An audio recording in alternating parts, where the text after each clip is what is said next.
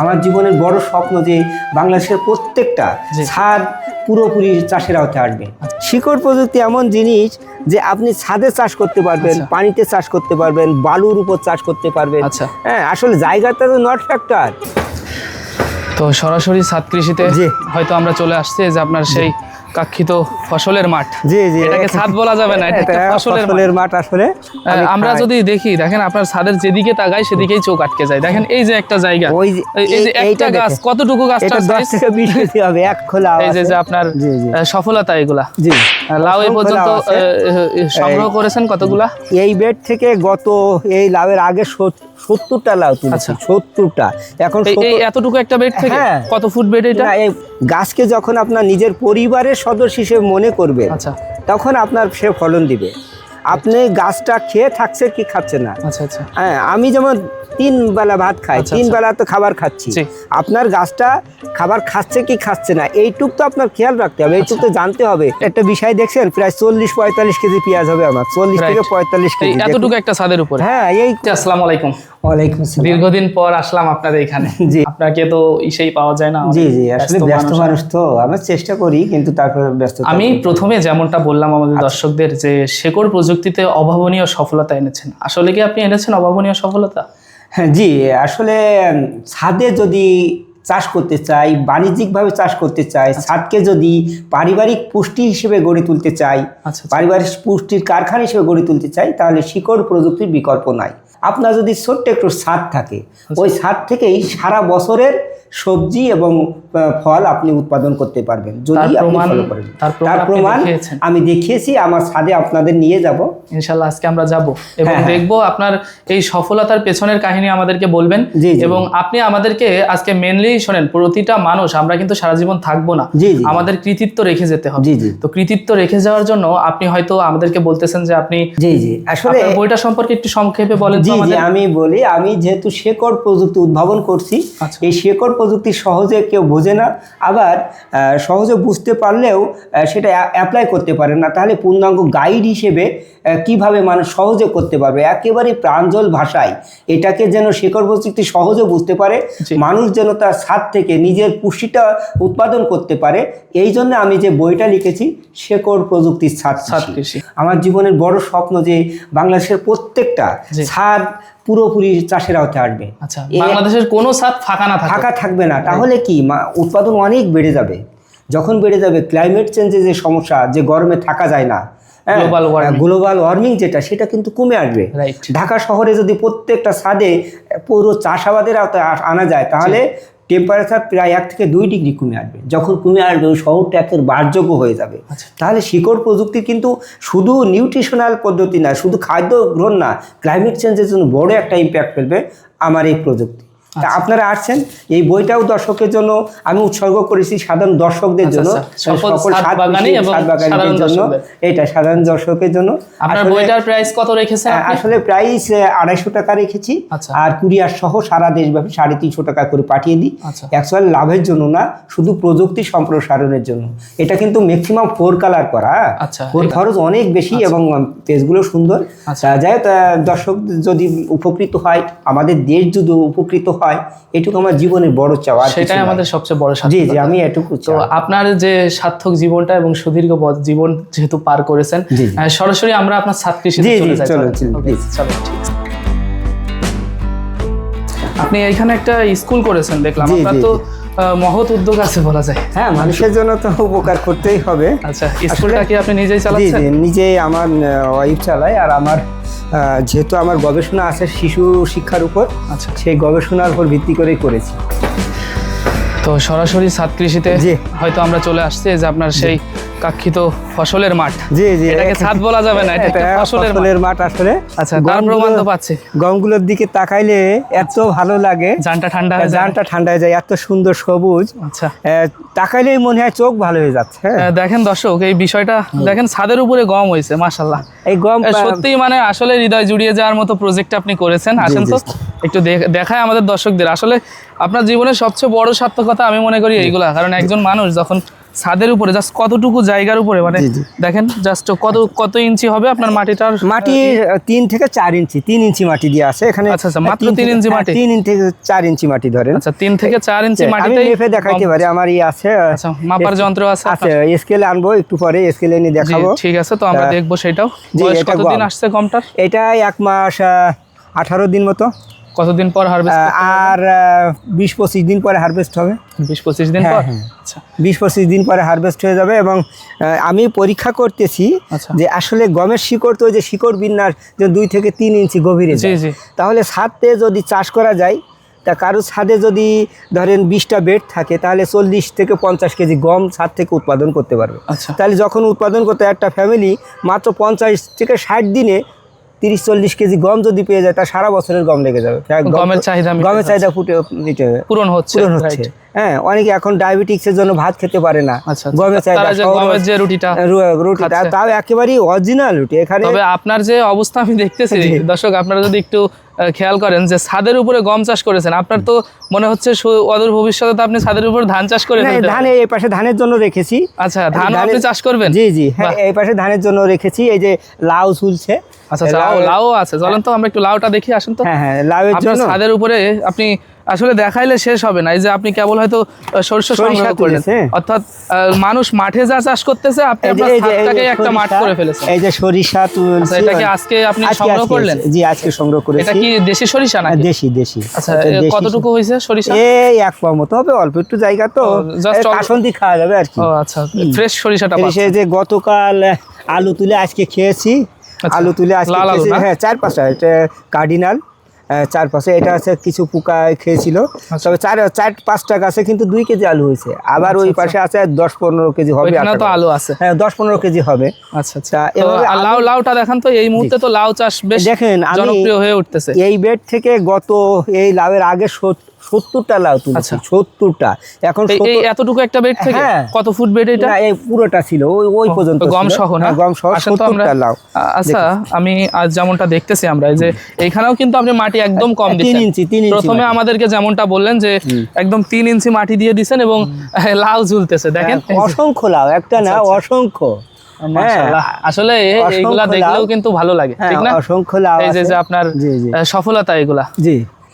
আর আমাকে অনেকে প্রশ্ন করে যে ছাদ হয়তো ড্যাম হবে, কিন্তু আমি ছাদ থেকে তো প্রায় 1 ফুট উঁচু করে দিয়েছি। এখানে ড্যাম হওয়ার কোনো সম্ভাবনা নাই। একেবারে ছাদ থেকে 1 ফুট উঁচু, দেখুন 1 ফুট মতো ছাদ থেকে উঁচু করা।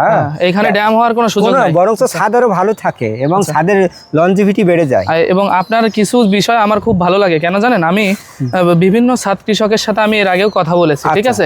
তারা আমাদেরকে একটা বিষয় বলে কি, যে তাদের যখন সমস্যা হয়, আমরা যে এইগুলো দিয়ে দিচ্ছি না, এই যে ভিডিওগুলো যাচ্ছে আমাদের দর্শকদের কাছে, মানে অনেক লোক আমাকে ফোন দিয়ে বলেছে যে এরকম একটা মানুষ আছে যশোরে, যার কাছে আমাদের ছাদ কৃষির কোনো সমস্যা হইলে সে আমাদেরকে ফ্রি পরামর্শ দিয়ে দেয়। তার যেতে কি লাভ তা তো আমরা বুঝি না। পরে আমি বলি কি, যে কিছু মানুষ হয়তো দুনিয়ায় আসে তারা মানুষের উপকার করার জন্য, হয়তো সেই মানুষটা হয়তো সেরকম একজন মানুষ, তাদেরকে হয়তো এইভাবে আমি বুঝাই বিষয়টা। তো এরকম আপনার কথা অনেক শোনা যায়। এবং আজকে বাস্তবে দেখতেছি আমরা, যে কোনো লোক আমার কাছে যদি কল করে, আচ্ছা, আমি তো সারাদিন অনেক ব্যস্ত থাকি, ব্যস্ত একজন মানুষ, তা যদি সময় থাকে কেউ যদি কলও করে, আমি ব্যাক করি যে তার একেবারে ফ্রি আমি তাকে পরামর্শ দিয়ে থাকি, কোনো থাকে না। তবে আমি প্রশিক্ষণ দিয়ে দীর্ঘ 3 মাসের প্রশিক্ষণ, ওইখানে সামান্য কিছু সম্মানী নিয়ে থাকি। সেটা হচ্ছে প্রশিক্ষণ। হ্যাঁ, যেমন যারা দীর্ঘমেয়াদী শিখতে পারে। জি, 5 দিনের আছে, 3 মাসের আছে। আচ্ছা, আমরা আপনার সফলতা দেখি আগে নাকি? মানুষ শুধু সফলতা দেখতে ভালোবাসে, বলেন? এই দেখেন তার প্রমাণ, এই যে কত সুন্দর সিম আসছে। এইটুকু আছে, আমি গতদিন 1/2 কেজি মতো তুলেছি, আজকেও এটা প্রায় 1 কেজি হয়ে যাবে সব মিলিয়ে। আচ্ছা, 1 কেজি হবে, কিন্তু গাছটা বেশি বড় না। দুইটা গাছ থেকে না? 2টা, কিন্তু ওইটা ওই পাশেরটা তো বাদ, একটা গাছেই এত সিম। হ্যাঁ, এত সিম। এবং নিচেই দেখুন, এই যে আপনি নিচে কি রেখেছেন? এগুলো পেঁয়াজ হচ্ছে। মানে আপনার এটা একটা, ওই যে প্রথম বললেন পারিবারিক পুষ্টির চাহিদা মিটবে আপনার এই ছাদ থেকে নাকি? আরেকটা বিষয়কার জিনিস দেখাই, সেটা হচ্ছে এইটা হচ্ছে দ্বিস্তর বিশিষ্ট চাষ। আচ্ছা, দ্বিস্তর বিশিষ্ট। হ্যাঁ, দেখেন এই যে এখানে কিন্তু ডাটা হচ্ছে। জি, সাথী ফসল হিসেবে ডাটা যখন এই পর্যন্ত হবে আর উপরে কিন্তু উস্তে ঝুলবে, দেখেন অসংখ্য উস্তে করলা হয়েছে কিন্তু অসংখ্য করলা। এটা যখন পুরোটা হয়ে যাবে তখন এটা নিচে ঝুলবে হচ্ছে করলা আর নিচেই কিন্তু ডাটা হয়ে যাবে। ডাটাও প্রায় 1000-1200 টাকার ডাটা হবে এইখানে। হ্যাঁ, আপনি ধরেন 100 আটি যদি ডাটা হয়, সাধারণত 100 আটি হবে না, দেখেন আশা করা যায় 100 আটি শাক হবে। 100 আটি শাক হবে। আচ্ছা, হ্যাঁ, 100 আটি পারিবারিক চাহিদা খুব ভালোভাবেই মিটবে। এত খেয়ে পারবো না তো, এত মানে আমার তো ধরেন একদিনই যদি 1 আটি খাই, আচ্ছা ধরেন তাহলে 10 দিন, তা প্রতিদিন তো শাক খাওয়া যায়, ডাটা খাওয়া যায় না, না খালি 3 দিন অন্তর অন্তর খাইলে তো 2-3 বার যাবে।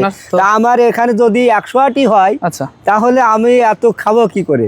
আপনি এই যে এইখানে এর ভিতরে কি কি দিতেন এগুলা? এই যে ফেরোমন ট্র্যাপ, এগুলো হচ্ছে পোকা দমন করার জন্য ফেরোমন ফাঁদ যেটাকে বলে, আচ্ছা ওটা দেয়া যায়। এই যে পোকা এখন দমন করার জন্য আপনি কি জৈব কোনো বালাইনাশক ব্যবহার করেন? জৈব বালাইনাশক ব্যবহার করি, রাসায়নিকটাও ব্যবহার করি। যখন জৈব বালাইনাশক হিসাবে আপনি কোনগুলা ব্যবহার করেন? ওইটা ইস্পাহানির কিছু বায়ো প্রোডাক্ট আছে, ওগুলো ব্যবহার করেছি। আবার নিজেও কিছু জৈব করেছি। এটা হলে এই দেখুন জৈব বালাইনাশক করা আছে। আচ্ছা আচ্ছা, এগুলো আপনার মানে এই যে এখানে মানে তামাক পাতা, আবার আছে ওই যে মেহগনির গুঁড়া আছে, তিতো হবে যাতে, এইভাবে করা আছে। এবং আমরা দেখতেছি আপনার এখানে ফলনও মাশাআল্লাহ আল্লাহ তাআলা বলা যায় ফলন একেবারে ঢেলে দিয়েছে। হ্যাঁ, এই যে গাছে এসে ঝাল, এই গাছটায় অসংখ্য মরিচ হয়েছিল, কি পরিমাণ মরিচ, অসংখ্য মরিচ হয়েছিল। এগুলা কি জাতের মরিচ? এই মরিচটা আসলে যাওয়া গাছ হয়েছিল, তো জাতটা অ্যাকচুয়াল বলতে পারবো না। আচ্ছা আচ্ছা, টমেটো আসছে গাছে। টমেটো আমি বলি এটাকে লাইভ ফ্রিজ হিসেবে ব্যবহার করি টমেটো গুলো। আসলে এই পাশটা দেখালে বেশি ভালো হবে। সেটা হচ্ছে এই দেখুন এখানে অনেক টমেটো, আজকে গতকাল প্রায় 1 কেজি তুলেছি এখান থেকে। হ্যাঁ, তা এই টমেটো গাছগুলো এরপর ছিল, এই বেডের উপর ছিল। এখন আমার তো পেঁয়াজ রোপণের সময় চলে যাচ্ছিল, তখন এটা আমি বেডের নিচেই ঝুলে আছে, তখন আর ছায়া পড়ছে না। যখন ছায়া পড়ছে না, এই গাছগুলো কিন্তু ভালো আসছে। সাথে সাথে এখান থেকে খাবার খেয়ে এরাও কিন্তু পরিপক্ক হচ্ছে, আস্তে আস্তে পরিপক্ক হচ্ছে, আর আমি তুলে খাচ্ছি। তাহলে এটা কিন্তু লাইভ ফ্রিজের মতো, জীবন্ত ফ্রিজের মতো কাজ করতেছে। আমি খাবার তো আসলে খাওয়া ঠিক না, কিন্তু একেবারে জীবন ফ্রেশ। আমার মরিচগুলো আমরা যদি দেখি, দেখেন আপনার ছাদের যেদিকে তাকাই সেদিকেই চোখ আটকে যায়। দেখেন এই যে একটা জায়গা, এই যে একটা গাছ, কতটুকু গাছটা 10 থেকে 20 কেজি হবে, 1 ফুট উপর থেকে দেখেন পেঁপো কি পরিমাণ পেঁপো ধরে আছে। পেঁপে হইছে। কি জাতের গাছ এটা? এটা রেড লেডি বলে। রেড লেডি প্রত্যেকটা গাছে, 3টা সবই রেড লেডি, তবে দুটোর একটু ভিন্নতা, এটা মানে মিশ্র আছে, বুঝছেন? আচ্ছা, আপনার ওই গাছটায় তো কত সুন্দর ফলন আসছে। এগুলা কি আপনি পাকা পেঁপে হয় যখন খাচ্ছেন? না, এখনো পাকিনি তো, কয়েকদিন বয়স হয়েছে। এইটাও আপনার শেকড় প্রযুক্তির, মানে আপনার এখানে শেকড় প্রযুক্তি বাদ দিলে কোনো কিছু নাই।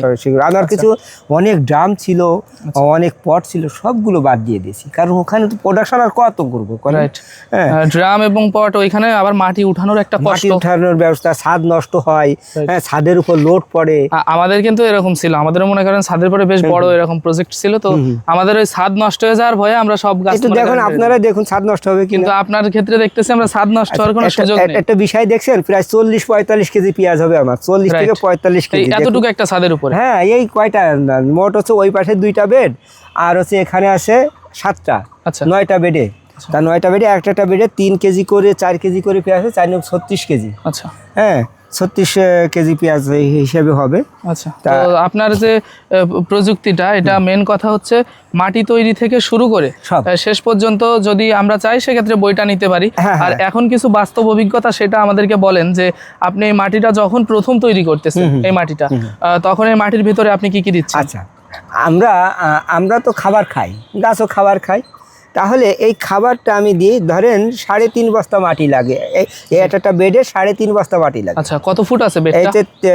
3 foot by 6 foot. 3 feet by 6 foot. আচ্ছা, এখানে আপনার কয় বস্তা মাটি লাগতেছে বলেন? 3.5 বস্তা। 3.5 বস্তা, 162 কেজি মাটি লাগে। আচ্ছা, আপনি মেপে দিয়েছেন কেজি হিসেবে। তাহলে এই 162 কেজি মানে 3.5 বস্তা, ওই যে সিমেন্টের বস্তা আছে না, আচ্ছা, এই সিমেন্টের বস্তা, এক বস্তায় 46 কেজি মাটি ধরে। আচ্ছা, 46 কেজি। তাহলে ওই বস্তার মাটিগুলো আপনি ঝুরঝুরে মাটি নিতে হবে, একেবারে ঝুরঝুর করবে, এঁটেল মাটি নেওয়া যাবে না।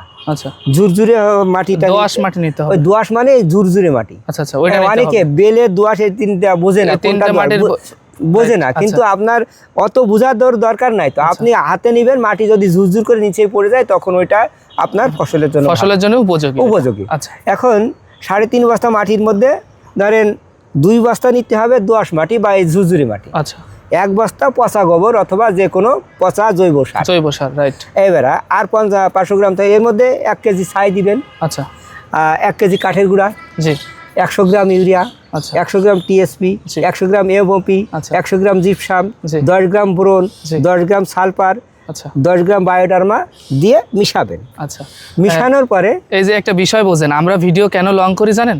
এই সমস্ত কারণে। আপনি দেখেন একটা বিষয়, আপনি একদিনের পরিশ্রম না আপনার, আপনি বললেন দীর্ঘ 17 বছর যাবত এইখানে আপনি লেগে আছেন এবং এই ছাদটার সাথেই বলা যায় আপনার জীবনের সিংহভাগ সময় এই ছাদে কেটেছে। জি জি, এটা ঠিক তো তা সেটা যদি আমরা 17 সেকেন্ডে তুলে ধরতে চাই, কখনো কি সম্ভব? কখনো সম্ভব না। আচ্ছা, তো এই কারণে আপনি যে এত সুন্দর একটা পরামর্শ দিলেন আমাদের, এবং এইভাবে আমরা চাইলে যে কোনো ফসল আপনার এই প্রসেসিং এ মাটি তৈরি করে আমরা চাষ করতে পারবো। হ্যাঁ, যে কোনো ফসল হবে। এখানে আসলে অনেক বিষয় আছে। তো এক হচ্ছে মাটি আছে, গাছের খাবার দাবার আছে, আবার পানি সেচ দেওয়া আছে, গাছের রোগ হয় সেগুলো চিকিৎসা করতে হবে। আবার বেশি পানি হয়ে গেলে ছত্রাক জন্মাতে পারে, গাছ মারা যেতে পারে। অর্থাৎ গাছকে যখন আপনার নিজের পরিবারের সদস্য হিসেবে মনে করবে তখন আপনার সে ফলন দিবে। আপনি গাছটা খেয়ে থাকছে কি খাচ্ছে না। হ্যাঁ, আমি যেমন 3 বেলা ভাত খাই, 3 বেলা তো খাবার খাচ্ছি। আপনার গাছটা খাবার খাচ্ছে কি খাচ্ছে না এইটুক তো আপনার খেয়াল রাখতে হবে, এইটুক তো জানতে হবে যে আরে আমার গাছগুলো খাচ্ছে কি খাচ্ছে না। এই অনুভূতি যখন আসবে তখন কিন্তু আপনি সুন্দরভাবে ছাদ কৃষি করতে পারবেন। এবং শিকড় প্রযুক্তি এমন জিনিস যে আপনি ছাদে চাষ করতে পারবেন, পানিতে চাষ করতে পারবেন, বালুর উপর চাষ করতে পারবেন। হ্যাঁ, আসলে জায়গাটা তো নট ফ্যাক্টর। হ্যাঁ, আপনাকে ফর্মুলা জানতে হবে, আপনার লেগে থাকতে হবে, আপনার সেই পরিশ্রম করতে হবে, অনুভূতি শেয়ার করতে হবে গাছের সাথে, তাহলে ইনশাল্লাহ সফল হবে। আপনাকে তো বহুত মানুষ বলা যায় যে অনেক নামে ডাকে তো, এবং আপনার একটা উপাধি আছে কৃষিবিদ। তো আজকে আপনাদেরকে আমি আরেকটা উপাধি দিয়ে যাই, সেটা হচ্ছে আপনি গাছ প্রেমিক উপাধি দেওয়া যায়। আপনি যা করতেছেন সত্যি আমাদের দেশটা বলা যায় আপনার মতো করে যদি মানুষ ভাবতো আমাদের দেশটা অনেক সুন্দর হইতো, আমার কাছে যা মনে হচ্ছে এখন। আপনার এটা দেখে সত্যি আমি আজ অভিভূত। এবং আমি তো এতদিন জাস্ট সোশ্যাল মিডিয়ায় দেখেছি, যারা সোশ্যাল মিডিয়ায় দেখেছে তারা কিন্তু সরাসরি দেখা আর মোবাইল স্ক্রিনে দেখা এক না, কিন্তু কখনোই সরাসরি বিষয়টা দেখলে আসলে উপলব্ধি করা যায় যে আপনি আসলে এদের সাথে কিভাবে মেশেন এবং কিভাবে মেশেন সেটাই আমাদেরকে কিন্তু আপনি বলতেছেন। ওই পাশে আমার কিছু ফলের গাছ আছে, ছোট্ট জামরুল গাছ। আচ্ছা, চলেন ওইগুলো দেখবো। দোতলা বেডে এখানে একটা বিষয় আমি পরীক্ষা চালাচ্ছি। আচ্ছা, এই বেডে এত পরিমাণ মরিচ হয়েছিল গতবার। আমি 40 কেজি মরিচ শুকাইছি, তবে ওই পাশে ছিল আর এখানে 6টা গাছ ছিল।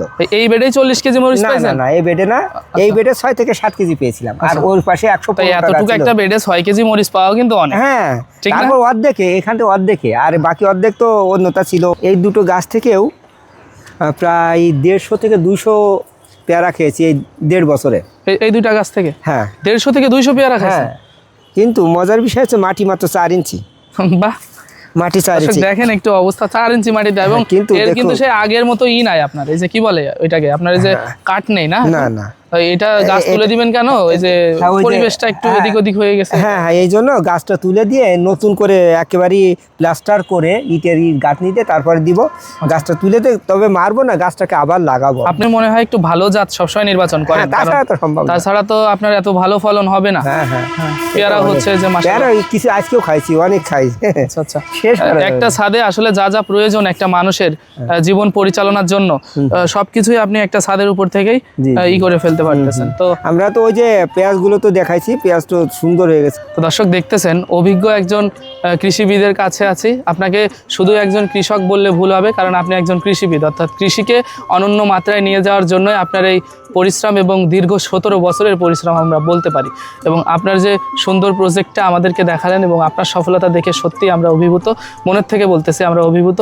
তো আপনার এই সুন্দর প্রজেক্টটা এবং সুন্দর বাগানটা আল্লাহ তাআলা আরও বড় করুক। আপনার তো অলরেডি বড় আছে এবং আল্লাহ তাআলা আরও বড় করে দিক, যাতে করে আপনি আমাদের দেশে এখন যতটুকু উপকার করতেছেন ভবিষ্যতে আল্লাহ তাআলা যাতে আপনাকে আরও বেশি উপকার করার ক্ষমতা দিক, এই দোয়া আপনার জন্য রইল। এবং ফসলে পরিপূর্ণ হয়ে উঠুক আপনার ছাদ বাগানটা, দোয়া রইল আপনার জন্য। অসংখ্য ধন্যবাদ। ধন্যবাদ, মূল্যবান সময় থেকে আমাদেরকে কিছুটা সময় দিলেন। ভালো থাকবেন আপনি। আসসালামু আলাইকুম। Thank you.